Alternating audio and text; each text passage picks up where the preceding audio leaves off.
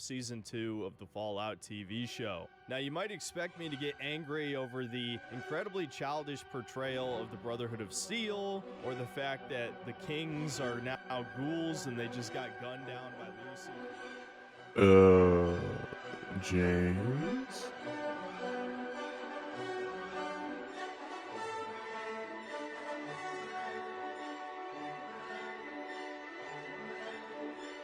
All I simply wanted to do was watch a review on Fallout Season 2 because I just finished it and I thought it was pretty good, better than the first season in my opinion, and I wanted to see how other people were reacting to the show. All I wanted was a good review, but instead, I found him.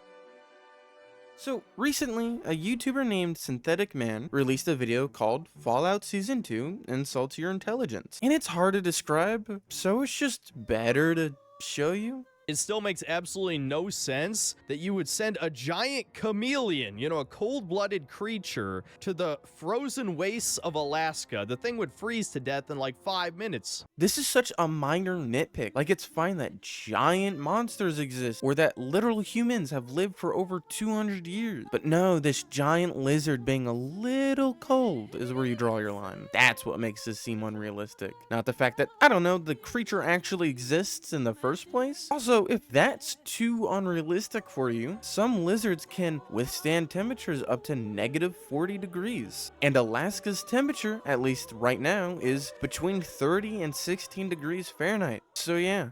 This scene is a glorified humiliation ritual for any power armor enjoyers out there. I don't know why this show is so intent on shitting on the T-45D power armor specifically. I mean, between season 1 having the ghoul shoot the magical weak spot, one hit killing all those Brotherhood goons, and now this scene, we got 3 Chinese just riddling it with bullets, which completely paralyzes the thing and Cooper nearly dies. In watching this, you might think he has a point, and I can agree with him on one thing. The ghoul being able to one-tap a lot of those power armors is kinda dumb. However, this clip shows one major thing that I hate about this review, and is the fact it doesn't seem like he's actually paying any attention to the show. Like, if you would have watched the scene instead of scrolling on your phone, you would have known that the power armor is already damaged and in poor condition. So the fact that the suit eventually fails makes sense. They're not indestructible. With enough pressure, anything will fall. It's not like the suit doesn't have any weaknesses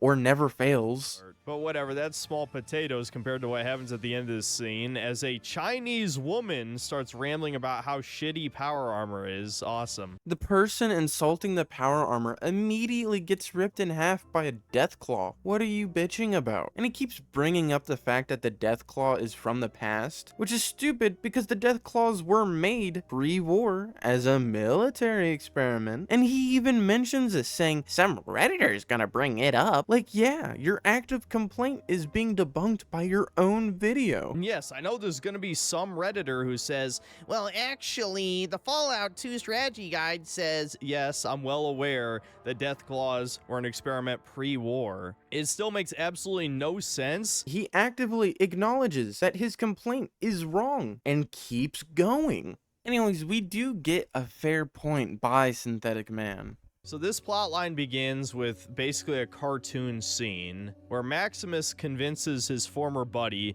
to put on the Indian guy's power armor so that he can pretend to be him, which is even more absurd when you realize that Xander, the Indian guy, the Commonwealth Brotherhood ambassador, wasn't even wearing power armor when he arrived at Area 51. Obviously, this guy has never worn power armor before and is so awkward, and yet the 2 Brotherhood of Steel guys who came to pick them up are complete idiots and just buy this. See, that's actually a really fair point. The fact that he's able to get away with pretending to be the ambassador is really far-fetched, especially since he acts and talks completely different. However, the actual good criticism of the scene gets ruined right after. So they all fly back to the airship where Maximus talks to his trans male buddy, and of course she immediately figures out that something is wrong, Because the diversity characters are the most competent and all the white males are idiots. Makes sense to me. First off, there are many different people in the Brotherhood of Steel. Many aren't just white guys. I don't know, it's just a weird view to try to twist and turn political. Second, the fact that he is the only one to figure it out is kind of dumb. Someone else should have been tipped off. But random transphobic comments are unneeded. That's not even relevant to the critique he's making. It's just like a cultural war bait.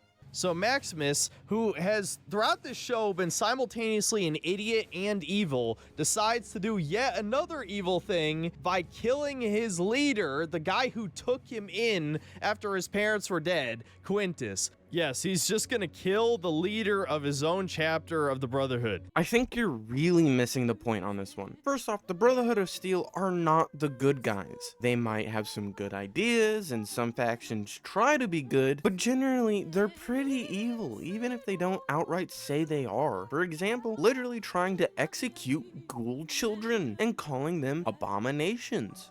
You know, they're just kids. Oh, who cares, right? They're not kids. They're abominations. And so are you. But they are kids. Xander, come on, man. We don't. No. Please, Xander, please stop. The Codex is clear on this.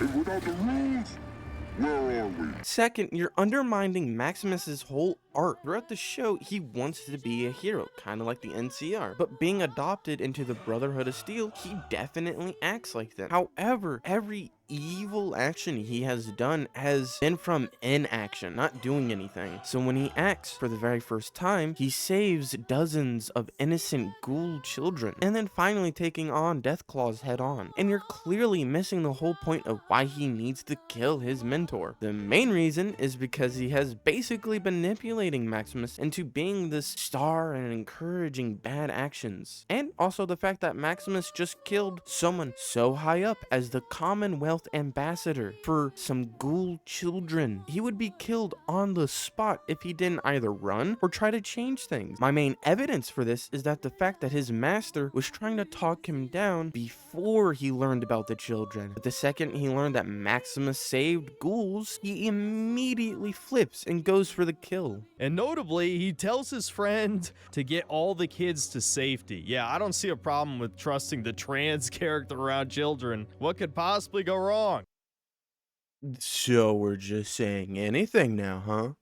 Then it cuts back to the lunchroom, and the leader of the Coronado chapter, aka the misogynist-based guy. See, I would usually write this off as a joke, but then he says this. And then the show just completely jumps the shark as the fat bitch, for absolutely no reason, stabs the misogynist in the mouth. Let's walk through this really slowly. So, you bring two groups that hate each other. You bring them together, right? And they agree to a temporary peace because of a common goal. So, what do you think happens when one group keeps insulting the other group and the thing keeping them at peace disappears?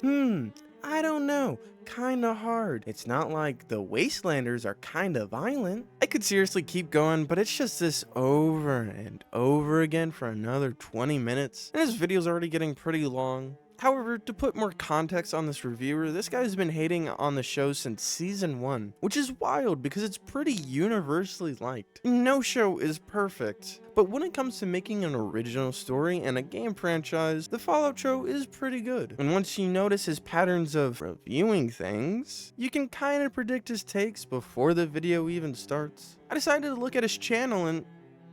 oh, okay. You can just kind of look over his videos and see that his main talking points and criticism is women. His entire channel seems to be hating on things that are either good, widely accepted, or just not problematic at all. Throwing around woke like it's actually a problem inside the media that he is critiquing. If the Fallout video didn't make it clear the type of guy he was, just look at his video of episode 3 of The Last of Us show.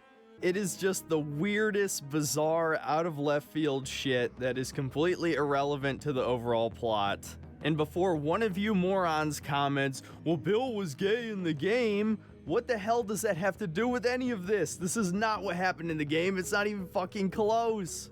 I can't believe that they're trying to subject mainstream audiences to this. Subjecting us to? If the presence of gay characters alone is enough to ruin the episode for you, don't watch it. Not a single person is forcing you to watch it. He has clearly missed the point of this episode, or in general, the themes of the show and the game. What his criticism focuses on isn't the writing or structure, but the lack of constant action, saying the game was better because all the traps and the killing of all the hordes and, manly shit. And what I think he's trying to say is he wants to go back to the main cast and the action. In a way, he isn't wrong. It doesn't impact the characters that much. But that's only if you look at it from a person who's trying to just speedrun the main plot. The episode adds so much more sadness and world building to the overall story. It's a big contrast from the previous episodes. It's a semi-normal life. It shows that humanity isn't gone and people can defeat the odds and experience love and happiness, and it shows how quickly it can be taken away from us. Like when Bill's husband starts to get sick and they decide to die together in each other's arms. It's so bittersweet seeing these people finally come together and live a life in a world that is dead. The whole Bill story is a reflection on the story between Ellie and Joel. How they first met and came together in very different and specific situations, but still ended up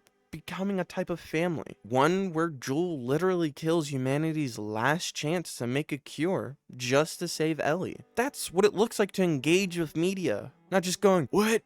Gay men being happy and no more gun action?